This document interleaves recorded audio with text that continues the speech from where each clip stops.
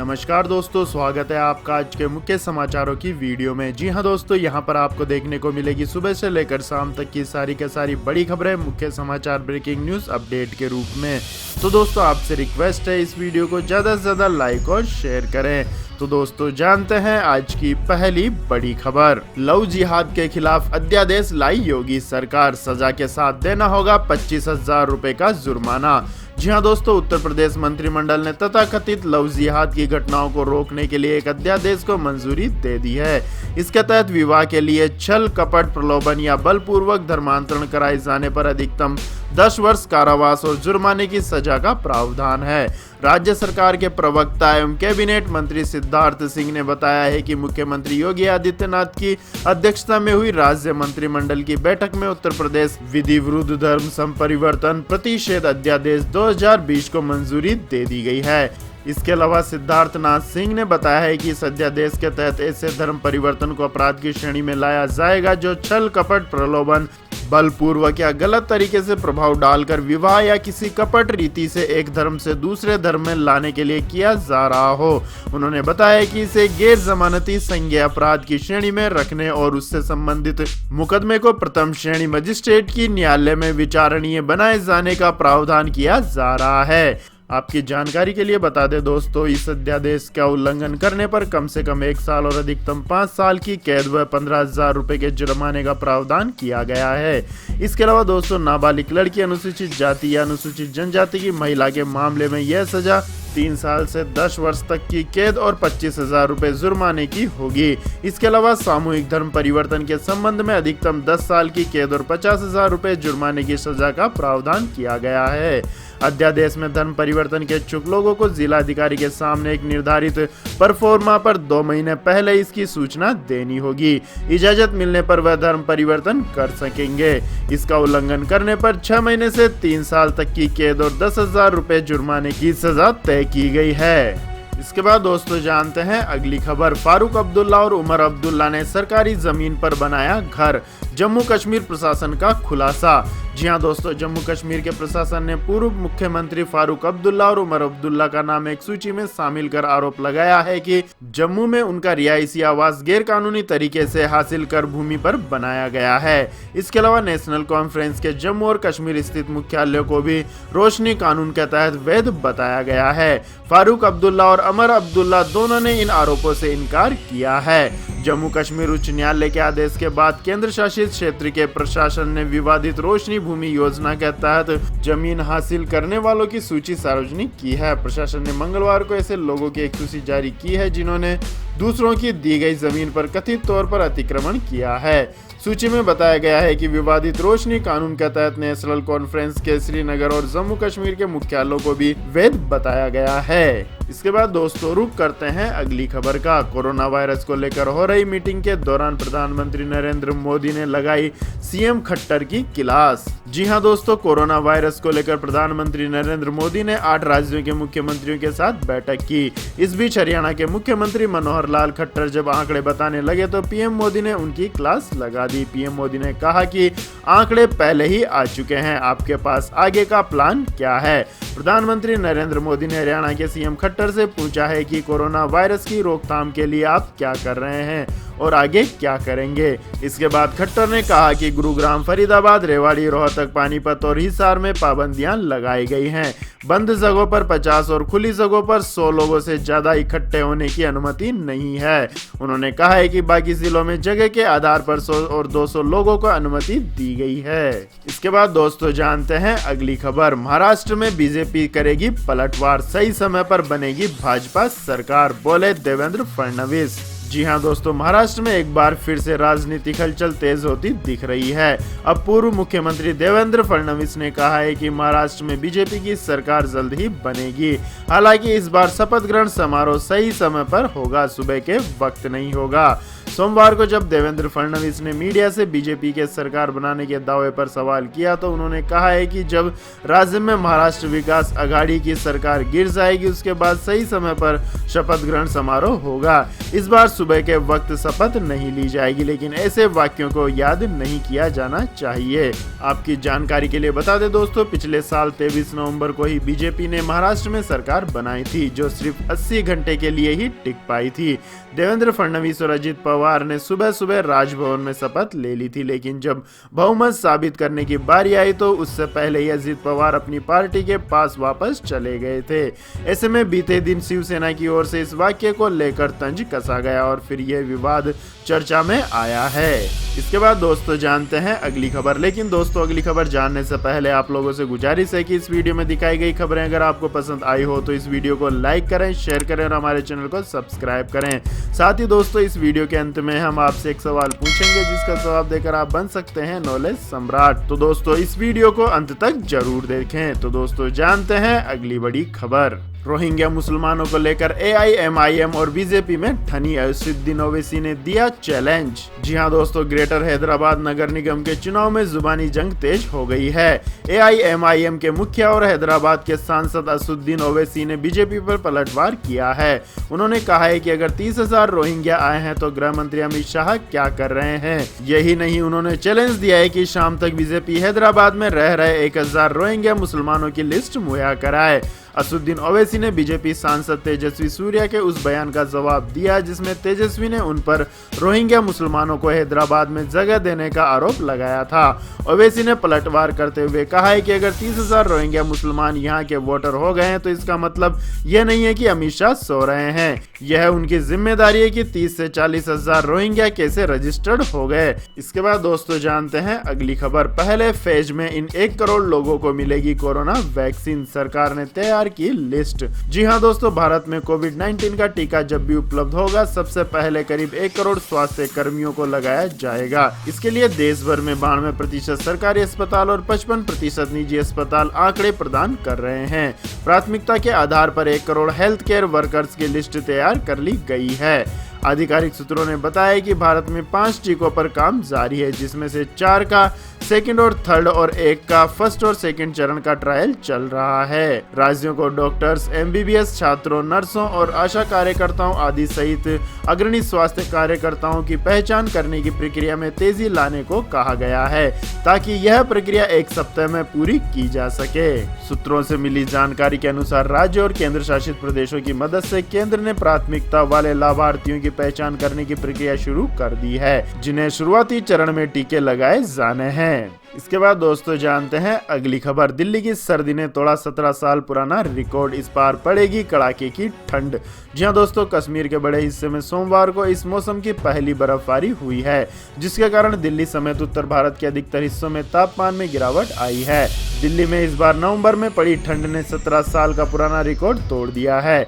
दिल्ली में सोमवार का न्यूनतम तापमान 6.3 डिग्री सेल्सियस रिकॉर्ड किया गया, जो कि 2003 के बाद से नवंबर में सबसे कम तापमान है। मौसम विभाग के मुताबिक सोमवार को रिकॉर्ड किया गया तापमान नॉर्मल से 5 डिग्री सेल्सियस कम है। इससे पहले 2003 नवंबर में न्यूनतम तापमान 6.1 डिग्री सेल्सियस रिकॉर्ड किया गया था। विभाग ने दिल्ली में न्यूनतम तापमान 7 डिग्री सेल्सियस रहने का अनुमान लगाया है। इसके बाद दोस्तों जानते हैं अगली बड़ी खबर। फिलहाल नहीं हटेंगी रेलवे किनारे की झुग्गियां, केंद्र सरकार ने सुप्रीम कोर्ट में बताई वजह। जी हां दोस्तों, दिल्ली में रेल पटरियों के किनारे 48,000 झुग्गियों में रहने वाले 2 लाख से अधिक लोगों के लिए मंगलवार का दिन राहत लेकर आया है। राजधानी में रेलवे किनारे स्थित अवैध झुग्गियां अभी फिलहाल नहीं हटेंगी। केंद्र सरकार ने रेलवे किनारे की अवैध झुग्गियों को हटाने के मामले में मंगलवार को सुप्रीम कोर्ट में कहा है कि सरकार मामले पर विचार कर रही है और इस बीच कोई दंडात्मक कार्रवाई नहीं की जाएगी। कोर्ट ने मामले की सुनवाई 4 हफ्ता के लिए टाल दी है। सॉलिसिटर जनरल तुषार मेहता ने मामले की सुनवाई के दौरान मुख्य न्यायाधीश AS बोबडे की अध्यक्षता वाली पीठ के समक्ष थोड़ा समय मांगते हुए कहा है कि सरकार इस पर विचार कर रही है और तब तक कोई दंडात्मक कार्यवाही नहीं की जाएगी। इसके बाद दोस्तों जानते हैं अगली बड़ी खबर। केंद्र सरकार की बड़ी घोषणा, देश भर में 69,000 पेट्रोल पंप पर लगाए जाएंगे ई व्हीकल चार्जिंग कियोस्क। जी हां दोस्तों, पेट्रोलियम पदार्थों के आयात पर निर्भरता, ईंधन लागत और प्रदूषण कम करने के लिए केंद्र सरकार लगातार इलेक्ट्रिक व्हीकल के चलन को बढ़ावा दे रही है। इलेक्ट्रिक व्हीकल का ज्यादा से ज्यादा इस्तेमाल के लिए सबसे बड़ी चुनौती चार्जिंग स्टेशनों की कमी और ज्यादा उत्पादन लागत है। केंद्र सरकार चाहती है कि पेट्रोल पंपों की तरह देश भर में इलेक्ट्रिक व्हीकल चार्जिंग स्टेशन की व्यवस्था की जाए। सड़क परिवहन व राज्य मार्ग मंत्री नितिन गडकरी ने बताया है कि केंद्र सरकार देश भर के 69,000 पेट्रोल पंपों पर ई व्हीकल चार्जिंग कियोस्क लगाने की योजना पर काम कर रही है। इसके बाद दोस्तों जानते हैं अगली खबर। गूगल पे से अब फ्री में नहीं होंगे पैसे transfer, digital payment app users को देना पड़ेगा चार्ज। जी हाँ दोस्तों, डिजिटल पेमेंट प्लेटफॉर्म गूगल पे के यूजर्स अब फ्री में किसी को पैसे ट्रांसफर नहीं कर पाएंगे, यानी उन्हें इसके लिए चार्ज देना होगा। गूगल पे जनवरी 2021 से पीयर टू पीयर पेमेंट सुविधा बंद करने जा रही है। इसके बदले कंपनी की तरफ से instant money transfer payment system जोड़ा जाएगा, जिसके बाद यूजर्स को मनी ट्रांसफर करने पर शुल्क देना होगा। हालांकि कंपनी ने अभी यह नहीं बताया है कि इसके लिए यूजर से कितना चार्ज वसूला जाएगा। गूगल पे अभी मोबाइल या pay.google.com से पैसे भेजने और मंगाने की सुविधा देती है। हालांकि गूगल की तरफ से नोटिस जारी करके वेब ऐप को बंद करने का ऐलान किया गया है। ऐसे में यूजर्स साल 2021 की शुरुआत से pay.google ऐप के जरिए पैसे का ट्रांसफर नहीं कर पाएंगे। कंपनी ने कहा है कि इसके लिए यूजर्स को गूगल पे का इस्तेमाल करना होगा।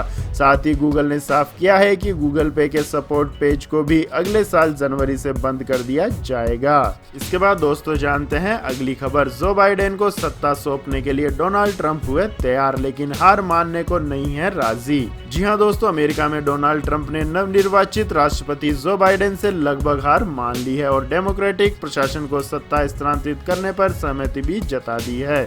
हालांकि उन्होंने दावा किया है कि 3 नवंबर के अमेरिकी राष्ट्रपति चुनाव 2020 के अंतिम विजेता वही होंगे। सोमवार शाम को एक ट्वीट में डोनाल्ड ट्रंप ने कहा है कि उन्होंने जनरल सर्विस एडमिनिस्ट्रेशन के प्रमुख एमिली मर्फी को जो बाइडेन के साथ सहयोग करने के लिए कहा है, ताकि जो बाइडेन के अमेरिका का 46वां राष्ट्रपति बनने के लिए ट्रांजिशन का काम सुचारू रूप से हो सके।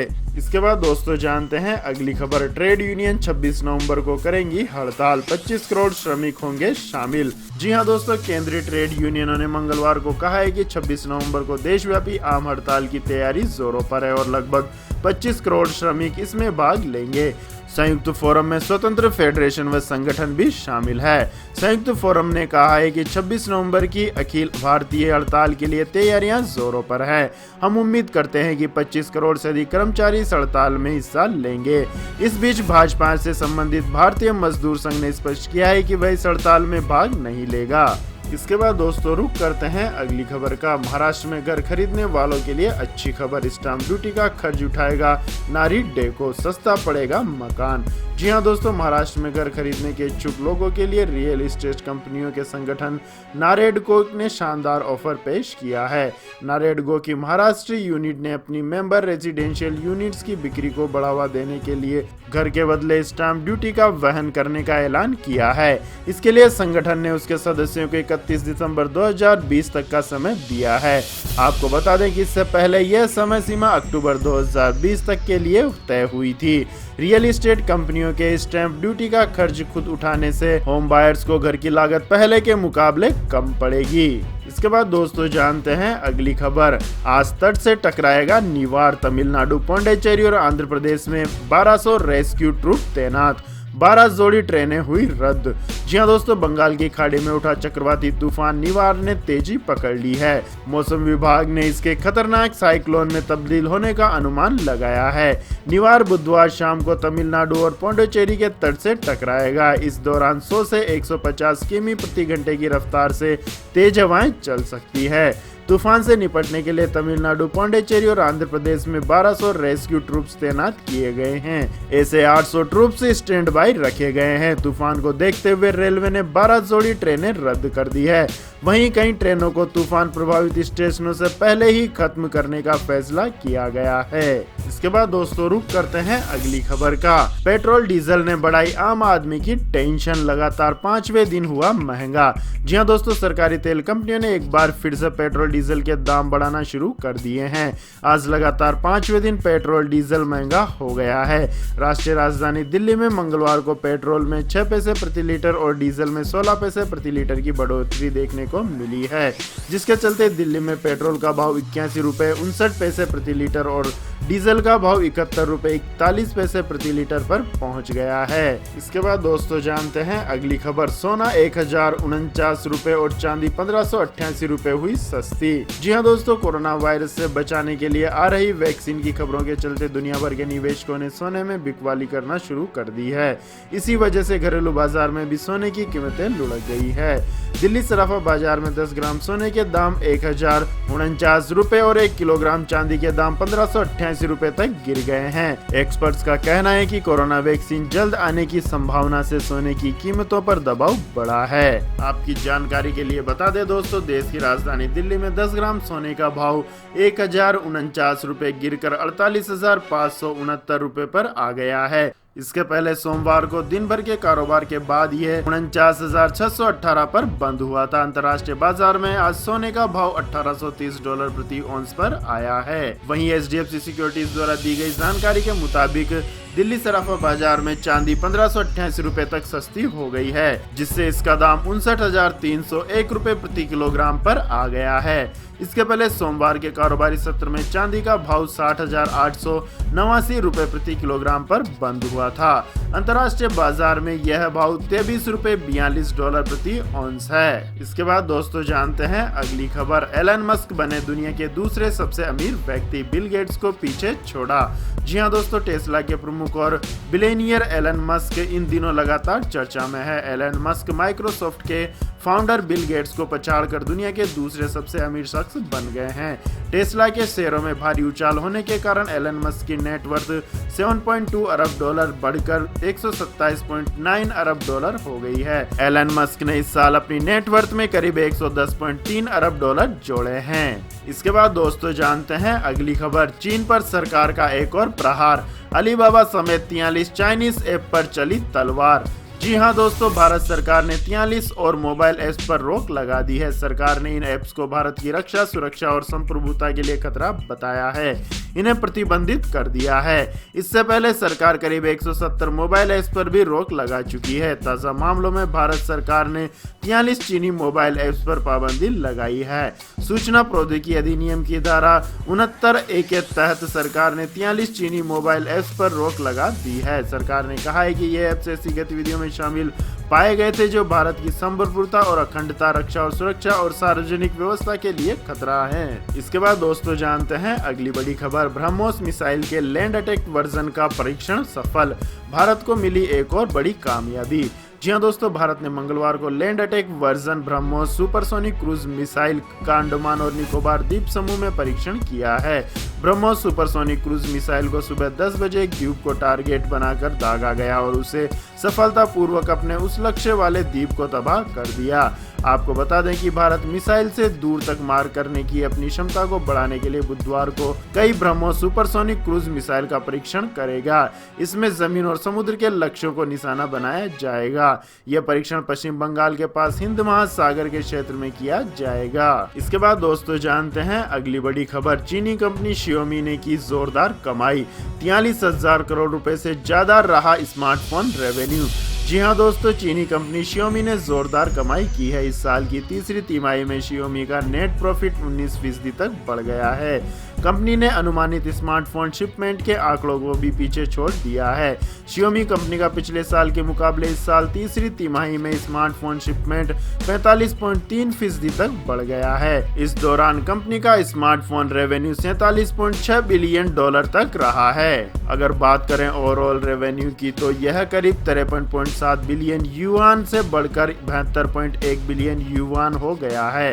एनालिस्ट की तरफ से Xiaomi का अनुमानित नेट प्रॉफिट 3.28 बिलियन होने का अनुमान जाहिर किया गया है। तो यह थी दोस्तों आज की सभी महत्वपूर्ण बड़ी खबरें। और दोस्तों बारी आती है आज के माइंड किच क्वेश्चन की, जिसका जवाब देकर आप बन सकते हैं नॉलेज सम्राट। तो दोस्तों आज का सवाल है, भारत के किस शहर को झीलों की नगरी के नाम से जाना जाता है? जी हाँ दोस्तों, अगर आपको इस सवाल का जवाब आता है तो तुरंत कमेंट सेक्शन में लिख दीजिए। इस वीडियो को लाइक कीजिए, शेयर कीजिए और हमारे चैनल को सब्सक्राइब करके बेल आइकन का बटन भी दबा लें। धन्यवाद। जय हिंद, जय भारत, वंदे मातरम।